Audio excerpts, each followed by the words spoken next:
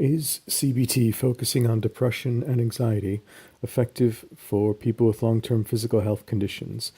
Controlled trial in the context of type 2 diabetes by Rowe, Rennie, Selassie, Chapman, and Hasse, who are in Berkshire.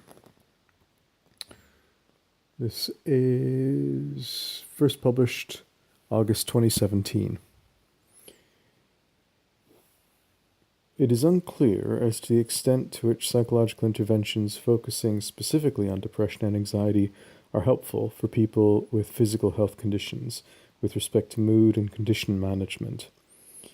The aims were to evaluate the effectiveness of a modified, evidence-based psychological intervention focusing on depression and anxiety for people with type 2 diabetes mellitus, T2DM, or I'll just call it type 2, compared with a controlled intervention method. 140 clients who experienced mild to moderate depression and/or anxiety and had a diagnosis were allocated to either diabetes-specific treatment condition, that was 52, or standard intervention, which was the control condition, 63 of those, and they ran in parallel.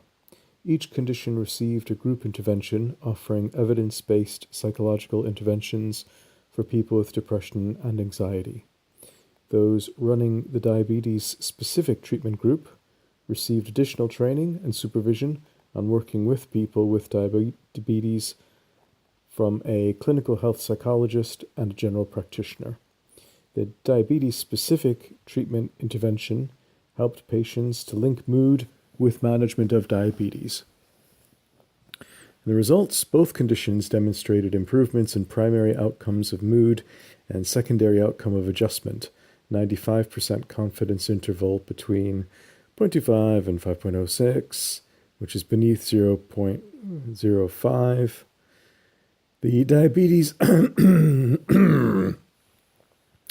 The diabetes-specific treatment condition also demonstrated improvements in secondary outcomes of self-report management of diabetes for diet, checking blood, and checking feet, compared with the control condition, 95% confidence intervals between 0.04 and 2.5, which is below 0.5 probability, P, and in glycemic control, again 95%.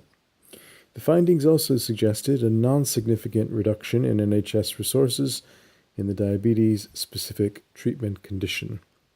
These changes appear to be maintained in the diabetes-specific treatment condition. Conclusions. It's concluded that a modified intervention with input from specialist services may offer additional benefits in terms of improved diabetic self-management and tighter glycemic control. Introduction. Type 2 diabetes is a condition characterized by high blood sugars due to increasing insulin resistance and insufficient insulin production to match the digested carbohydrate load.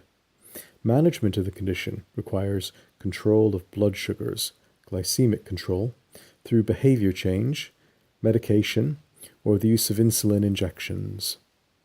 Poor glycemic control results in vascular damage that in turn leads to a range of end organ damage that either accelerates natural aging processes prematurely or the development of diabetes-specific complications, most commonly, but not exclusively, ophthalmic, renal, cardio, and cerebrovascular and peripheral nerve damage.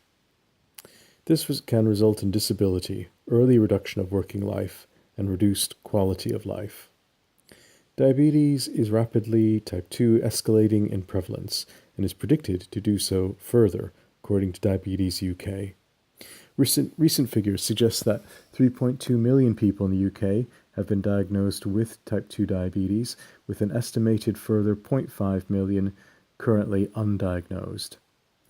An additional aspect to consider is the economic cost of type 2 diabetes. As a result of the prevalence, as well as the complications associated with the condition, research has shown that type 2 diabetes consumes approximately 10% of the NHS budget. Hexatel 2012.